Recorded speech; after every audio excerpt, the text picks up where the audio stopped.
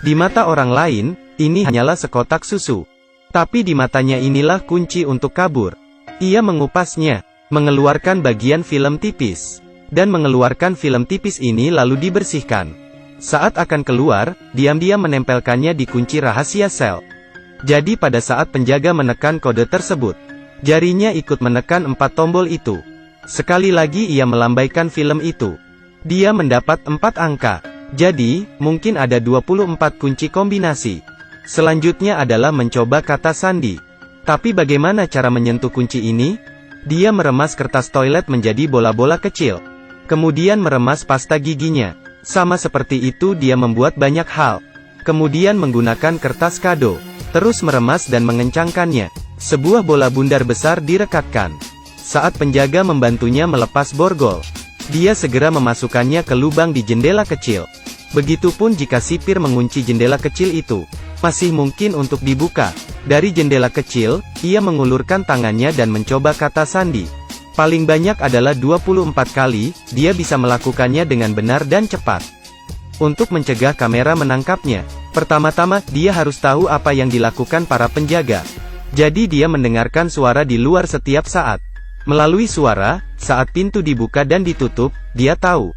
Para penjaga setiap hari setelah membawanya ke sel, akan keluar untuk mengobrol dan merokok bersama. Jadi ada waktu 1 menit setiap hari. Tidak ada kamera pengawas. Ini adalah celah yang dia cari. Tetapi ketika dia keluar dari penjara dan apa yang harus dilakukan selanjutnya? Jangan meremehkan Ray Breslin. Dia tahu itu untuk melarikan diri dari penjara dengan sukses.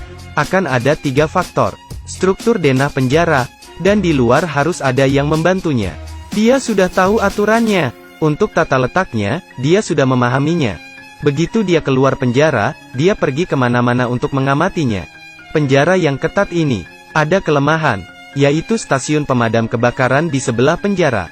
Hanya ada satu masalah, hanya ruangan hitam kecil itu yang ada di dekatnya. Jadi dia mengambil inisiatif untuk menimbulkan masalah. Memukul orang jahat sampai terluka. Para narapidana dipenjarakan di sebuah ruangan hitam kecil. Itu sebabnya ketika dia mencoba kodenya, dia meninggalkan ruangan hitam itu. Menemukan ventilasi ke stasiun pemadam kebakaran. Dia memanjatnya. Ketika para penjaga melalaikan tugasnya, dia naik dari sisi ini ke atas pipa ventilasi. Mendatangi stasiun pemadam kebakaran. Dengan cepat mengganti bajunya dengan baju pemadam kebakaran yang tidak terpakai di sini. Sekarang harus ada faktor ketiga.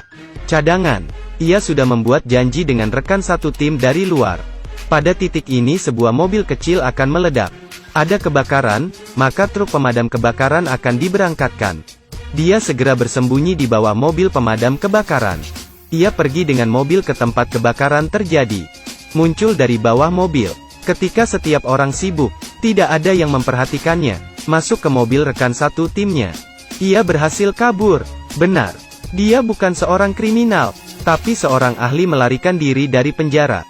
Dipekerjakan oleh Biro Penjara Federal untuk menguji secara nasional tingkat keamanan setiap penjara. Metode pengujiannya adalah menggunakan identitas palsunya untuk masuk penjara, kemudian mengandalkan dirinya sendiri untuk keluar. Dalam 7 tahun dia memeriksa keamanan di 15 penjara. Tidak ada tempat yang bisa menahannya. Sampai suatu hari, orang dari Chia mendatanginya. Ia mengatakan ada penjara yang sangat misterius. Terutama menahan penjahat yang tidak ingin diterima oleh negara manapun. Chia ingin memeriksa apakah penjara ini aman atau tidak. Tetapi mereka tidak tahu di mana penjara ini. Ini adalah misi yang berbahaya. Ray Breslin setuju dengan mereka. Segera tanggal penangkapan tiba. Sebelum berangkat, takut terjadi sesuatu, bawahan juga memberi alat pelacak GPS di lengannya. Baru saja melangkah keluar, Ray Breslin segera ditangkap. Tapi dia tidak menyangka, orang-orang ini menggunakan kekerasan dengan cara yang tidak biasa. Pertama menggunakan pistol untuk menjatuhkannya. Setelah itu semuanya sepertinya sudah direncanakan. Langsung menggunakan pisau untuk mengeluarkan GPS. Kemudian obat penenang dimasukkan ke lehernya. Membuatnya tidak sadarkan diri. Menunggu sampai dia sadar kembali. Dia bertemu dengan seorang kepala penjaga dengan setelan jas dan sepatu kulit. Ray Breslin merasa tidak tahan. Dia berkata bahwa itu terlalu kejam, dia tidak bisa melakukannya. Kemudian memberi isyarat bahwa Sari meminta sipir untuk membebaskannya. Tanpa diduga sipir tidak menyadarinya sedikit pun. Masih menahannya. Ternyata kepala polisi itu bersama satu orang. Ingin merencanakan dan menyakiti Ray Breslin. Ingin menahan Ray Breslin di sini. Terkunci seumur hidup. Ini adalah penjara paling ketat di dunia. Sel setiap orang terbuat dari kaca temper. Narapidana yang ke toilet juga bisa melihat dengan jelas. Tidak perlu menyebutkan tindakan kecil apapun. Sel itu dibangun di udara. Metode penggalian tradisional sama sekali tidak bisa dilakukan. Di ruangan tertutup 100%. Tidak ada yang bisa menyentuh sinar matahari. Jumlah penjaga penjara beberapa kali lebih banyak dari jumlah narapidana. Semuanya bersenjata lengkap. Topeng itu mencegah mereka berbicara dengan penjahat. Ini untuk menghindari tindakan komunikasi pribadi. Penjara ini memiliki ratusan ribu kamera. Ada juga kamera berbentuk lingkaran. Bergerak kapan saja, dapat melihat siapapun yang diinginkannya. Tapi sel ini bahkan lebih menakutkan. Selalu menyalakan lampu yang sangat terang. Jika pernah dipenjara di sini, matamu tidak akan terbuka, bahkan lebih panas dari sauna. Ini benar-benar penderitaan. Ray Breslin melihat penderitaan di sini. Mencoba mengamati struktur sel, menghitung cara untuk memecahkannya, menunggu dia memikirkannya. Dia kelelahan dengan hipoglikemia karena kehilangan darah dan dehidrasi. Tapi dia masih menemukan celah yang dia inginkan. Tidak salah, itu adalah paku keling di lantai. Dia punya rencana. Pembobolan penjara tidak bisa tanpa asisten. Aturan lama, pertama adalah mencari teman baru.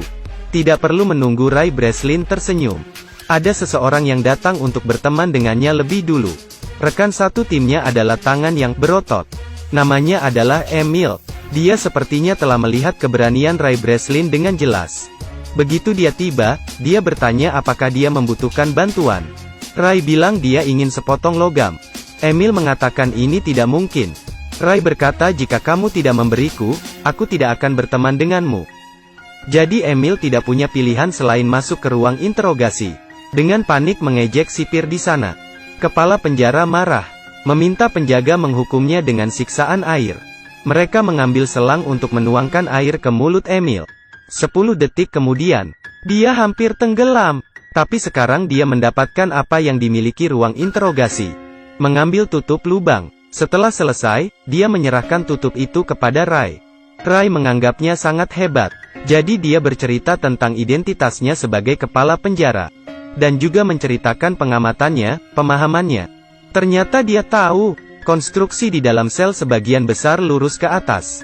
Bisa dikatakan, sangat mungkin ada tanah. Selanjutnya, suara air terdengar di bawah sel.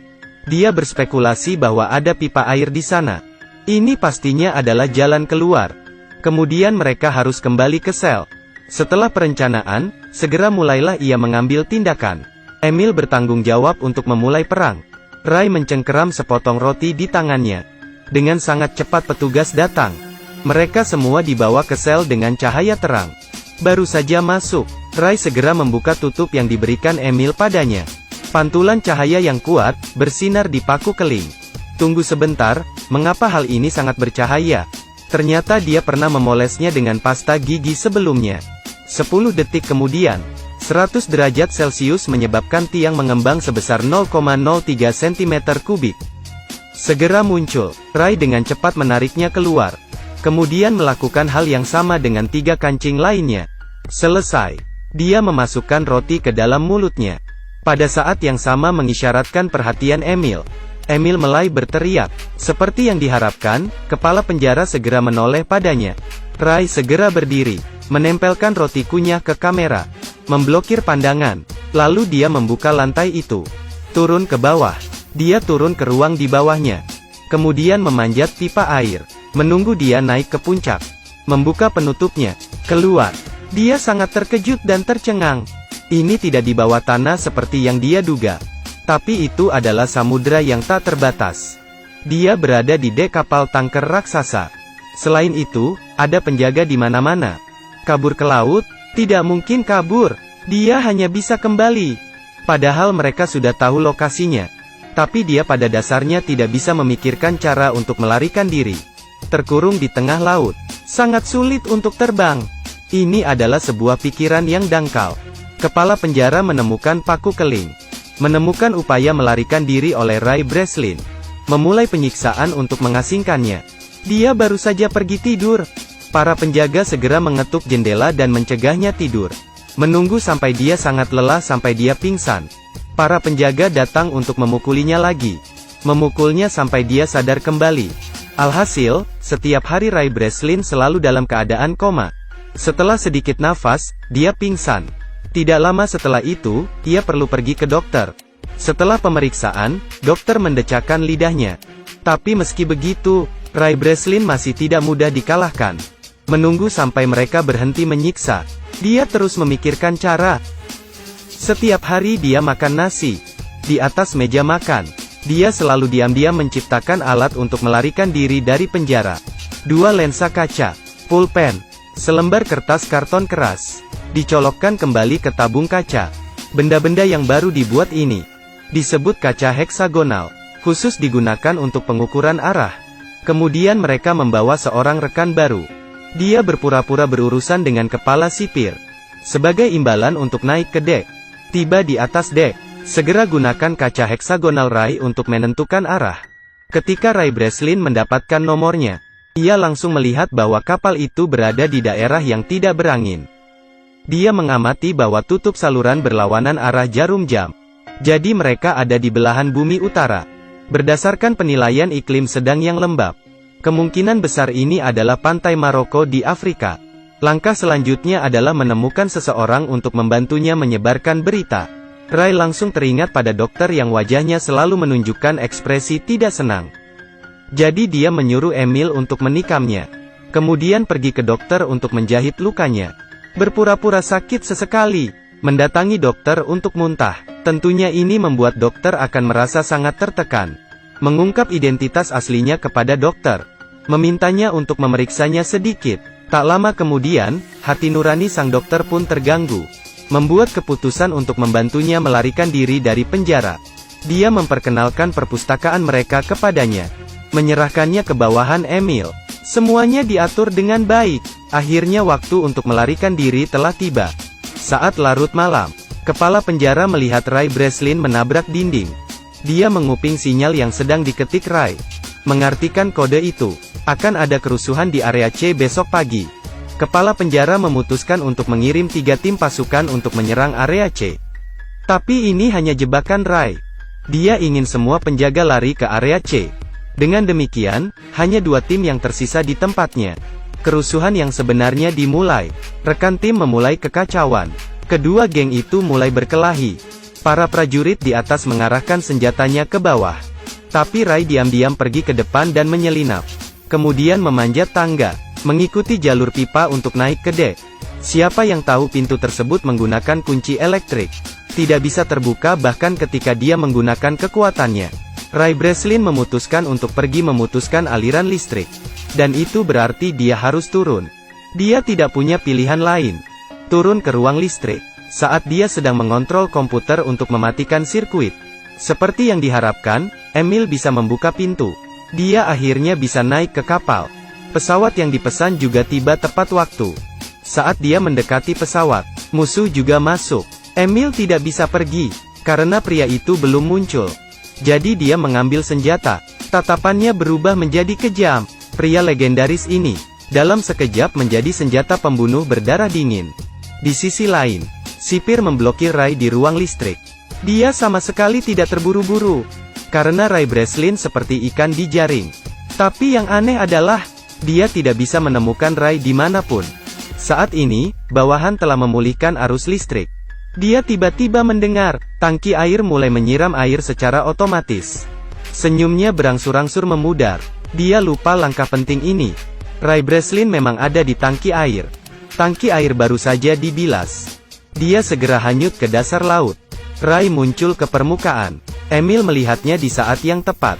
Turun dan menjemput dia. Sipir juga telah mencapai dek. Ray Breslin ditemukan berdiri di atas tangga. Langsung mengarahkan pistol ke arahnya. Hidup mati dalam sekejap. Melihat Emil melempar pistol, Ray Breslin menggenggam erat. Dengan segera menembak. Tangki minyak di bawahnya. Kepala penjara menunduk dan melihat. Kata "kurang ajar" belum diucapkan. Secara bertahap lenyap di lautan api. Beberapa waktu kemudian, mereka pergi ke pantai di Afrika. Seseorang datang menemui Emil. Gadis ini adalah orang yang sama, yang menyuruh Rai sebelumnya. Ternyata dia adalah putri Emil. Alasan mengeluarkan uang untuk mengundangnya datang. Karena dia ingin membantu ayahnya melarikan diri dari penjara. Itu sebabnya ketika dia baru saja masuk sel, Emil mendatanginya untuk bekerja sama. Semua sudah direncanakan. Ray Breslin tersenyum lembut seolah tidak ada apa-apa. Hal yang sangat menyebalkan yang benar-benar ingin dia temukan adalah pria yang bekerja sama merencanakannya hal jahat ini.